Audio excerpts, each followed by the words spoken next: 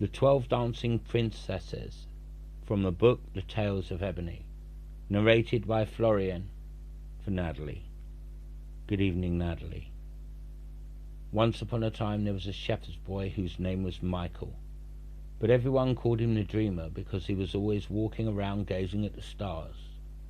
One hot summer day he was stretched out under an oak watching his sheep as he fell asleep, and in his dream a beautiful woman in a shining gold robe appeared and said, "Michael, why don't you go to the castle and marry a princess?"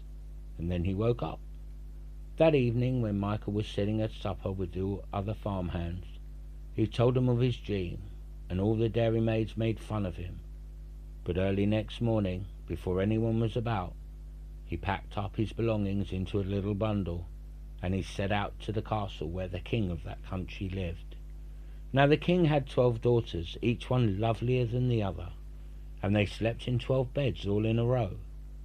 The extraordinary thing about them was that even though they were safely locked in every night, every morning their new satin dancing slippers were worn into holes, and nobody could discover why this had happened. So the king, their father, who was very worried about it, proclaimed that if any prince could discover the secret, he should be allowed to choose one of the princesses for his bride. Many a young prince came to the castle to try and discover the secret, and kept guard outside the princess's bedroom. But in the morning, strange to tell, he had always disappeared and was never seen again. When Michael reached the castle, he offered himself as a gardener's boy, and so it happened that the head gardener required a boy at the time, and so Michael was given the job. His first duty was to gather flowers and make nosegays and present them to the princesses when they came down for breakfast. None of them took any notice of Michael as they swept past him haughtily, except the youngest, who, as she took her little bouquet, smiled at Michael and thought, "What a nice new gardener's boy." Before he had been at the castle very long, Michael had another dream. The lady in the shining gold robe again appeared to him, bearing a cherry laurel, a rose laurel, a golden watering pot, a golden rake, and a silken towel. "Plant these 2 laurel bushes, Michael," she said, "and water them with the golden pot, and rake them with the golden rake, and wipe them with the silken towel. When they have grown to the height of a girl of 15, say to them, 'With this golden pot I have watered thee, with this golden rake I have raked thee, and with this silken towel I have wiped thee,' and they will give you whatever you ask." When Michael woke up, he was surprised to find that the 2 laurels, the golden pot, the golden rake, and the silken towel were actually there. So he did as he had been told, and when the bushes had grown to as tall as a girl of 15, he said to the cherry laurel, "With this golden pot I have watered thee, with this golden rake I have raked thee, and with this silken towel I have wiped thee. Teach me how to become invisible." Instantly a small white blossom appeared from the bush, and Michael gathered it up and put it on his buttonhole, and immediately became invisible. That night, when the princesses went up to bed, Michael, who was still invisible, followed them and crept under one of the beds. As soon as the door was locked, the princesses went to the great wardrobes and took out their most magnificent dresses, into which they changed before the tall mirrors, and each of them put on new satin slippers. When they were all ready, the eldest princess clapped the hands 3 times, and a trap door opened in the floor, revealing a flight of stairs. Down these stairs the princesses passed according to their ages, and Michael, who followed last, was in such a hurry he accidentally trod on the youngest prince's chain. "Oh," she exclaimed, "someone is following us. He has trodden on my dress." "Nonsense," replied the oldest princess. "Your chain must have caught on a nail." At the foot of the stairs they passed through a door into a wood full of silver trees that glistened in the moonlight. It's always the moon with us. And then they came to the wood of golden trees, and finally to a wood whose branches shone like diamonds. Beyond this great lake, with 12 boats awaited them, with a prince seated on the oars of each. As the princesses got into the boats, Michael slipped onto one of them with the youngest, and they all pulled out across the lake to where a splendid palace stood, and from which strains of sweet music floated across the water. "How slowly we are going," complained the little princess. "We are usually the first, and tonight we are the last. I cannot understand it," replied the prince. I was rowing as fast as I could." On reaching the palace, they began to dance, and they danced until their shoes were worn into holes. They sat down and had a delicious repast of eclairs and mangarines, served with golden wine. As the supper was over, the princess hurried to the boats and rowed back to the water. This time Michael chose the oldest princess's boat. As they were passing the silver wood, Michael broke off a little twig as a remembrance, and it made a loud snap. "What can that be?" asked the little princess. "Nothing at all," answered the oldest princess. "It was merely the screech of an owl. You're always imagining something or other." Michael hurried up the stairs in front of them all, opening a window, slid down by climbing a vine, and found himself in the castle garden just in time before his work.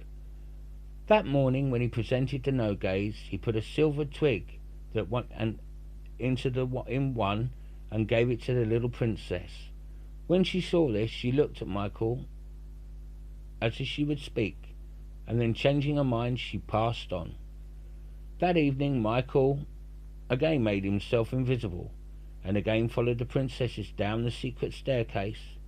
This time it was the prince who complained about the heaviness of the boat. "It is the heat," said the little princess. "I am feeling rather warm myself." While they were all dancing, she looked everywhere for the gardener's boy, but she could see no sign of him.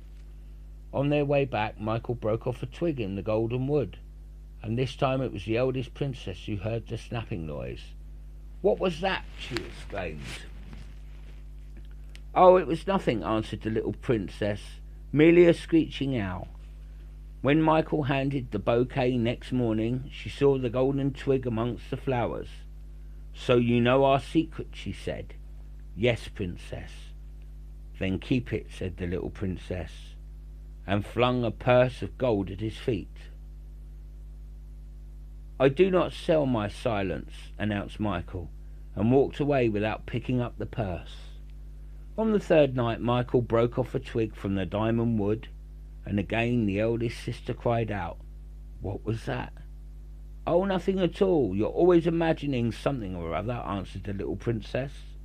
The following morning she found the diamond twig in the middle of her nosegay. She quickly drew Michael aside. "You know what reward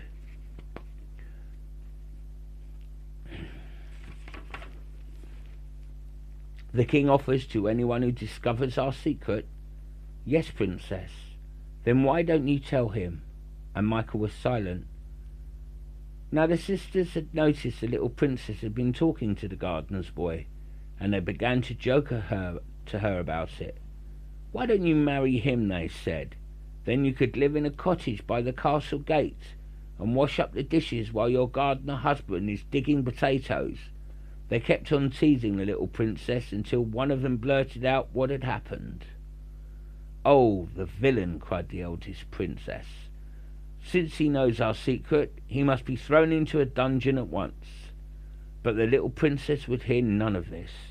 She warned them that if they laid a finger on the gardener's boy, she would go and tell the father of the secret herself of the dancing shoes. So they decided among themselves that Michael should be taken to the ball at the palace, and there he should be given the magic potion to drink, which would make him forget everything except his love of dancing. This was the fate that had overtaken all the princes when they had tried to discover the secret of the shoes. The command was sent to the gardener's boy that he go with them that night. Whereupon Michael went to his rose laurel and said, "With this golden pot I have watered thee, with this golden rake I have raked thee, and with this silken towel I have wiped thee. Dress me like a prince." A pink blossom appeared from the bush, and as soon as Michael had plucked it, he immediately found himself dressed in a scarlet velvet from head to toe, with a rich jewel in his cap. He then presented himself to the king and asked permission to attempt the discovery of the secret. The king never suspected that anyone with so grandly dressed could be anything but a prince, so he gave his consent. That night Michael waited outside the princess's door, and when they were ready, they admitted to him and led him down the secret stairs. He danced with all the princesses in turn, and they found him delightful dancer. Finally he danced with the little princess, and she danced best of all, of course. But he found that he could not say a word to her. As he led her to his seat, she said, "Now you will have your desire." "Have no fear," said Michael. "You shall never be a gardener's wife." Supper was then served, and when they had finished, the oldest princess summoned the page, who brought forward a crystal goblet in which floated a red liquid. It was a magic potion. Michael had but to take one sip, and he would become enchanted, like all the other princes at the palace, and dance with them forever. "The enchanted palace was no more secrets for you," the eldest prince said, and as she handed the goblet to Michael, "We drink to your success." Michael raised the goblet, and as he was on the point of drinking it, the little princess sprang forward and dashed it from his lips. "Do not drink it," she said. "I would rather be a gardener's wife." The crystal goblet smashed into 1,000 pieces, and the magic potion spilled upon the floor. The charm was broken. The princess was released from their enchantment, and as they all hurried back through the woods, the fairy palace crumbled with a mighty rumble and disappeared. And as soon as they reached the castle, Michael took the little princess in his hand and dashed into the king's bedroom and woke him up. "Your Majesty, I have discovered the secret of the holes in the dancing slippers." "Indeed," said the king, who was but half awake. "Then, my boy, you must choose one of my daughters for your bride." "I already have chosen," Michael cried. "That is unless—" But the little princess settled the matter by giving him a kiss, and she did not become a gardener's wife, because Michael became a prince, and they lived happily ever after. And that was a story from the Tales of Ebony, called The 12 Dancing Princesses. The book was written and made by Harcourt Williams. It was originally printed in 1934, and it was a gift given to me by Natalie. This book was actually read to me, by my grandmother, and I have a copy of it today, which means so much. I hope you enjoyed that story, and I will read you another one tomorrow night. But until then, sleep tight and know that I love you with all my heart. Good night, Natalie.